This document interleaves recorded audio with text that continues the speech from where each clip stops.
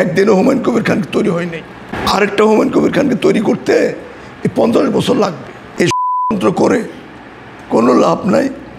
বিএনপিকে মানুষ ভোট দিবে, বিএনপি সরকার গঠন করবে।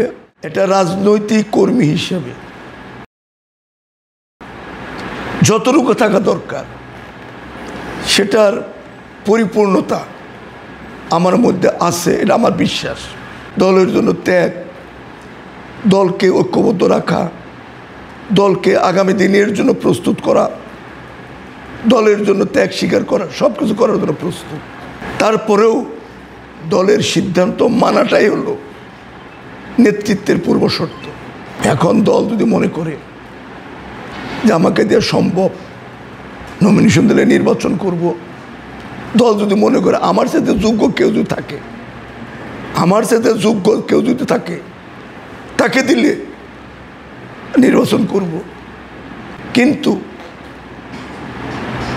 যোগ্যতার ভিত্তিতে যদি অযোগ্য লোক এনার সামনে দেয়, তাহলে তো মনে কষ্টটা থাকাটাই স্বাভাবিক। এই বিচারের ভার একদিকে আল্লাহ, আরেকদিকে আমাদের দলের প্রধান, দলের ভারপ্রাপ্ত চেয়ারম্যান তারেক রহমান। আমরা হঠাৎ করে হাইবিটো না, হঠাৎ করে এসে নির্বাচন কথা বলতেছি না। দীর্ঘ প্রায় 50 বছরের কাছাকাছি দীর্ঘ রাজনৈতিক প্রক্রিয়ার মাধ্যমে তৈরি হয়েছি। একদিনও হুমায়ুন কবির খানকে তৈরি হয় নাই। আরেকটা হুমায়ুন কবির খানকে তৈরি করতে 50 বছর লাগবে। আমরা তো মুখে মার্চ করছি, আমরা পুলিশের সামনে মার্চ করছি, আমরা জেলে চলে গেছি, সেখানে গিয়েও সংগঠন করছি। অতএব আমরা পরীক্ষিত। এই পরীক্ষিত নেতাদেরকে বাংলাদেশে কয়জন আছে এটা আমাদের দলের প্রধান জানে।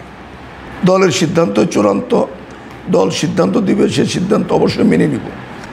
দল যদি সেই সিদ্ধান্তে আমাকে নির্বাচন করার সুযোগ দেয়, আমার প্রথম কাজটি হবে এই দীর্ঘ সময় এরশাদের 9 বছর, আওয়ামী লীগের 17 বছর বঞ্চিত মানুষদেরকে তাদের ন্যায্য অধিকার ফিরিয়ে দেওয়া।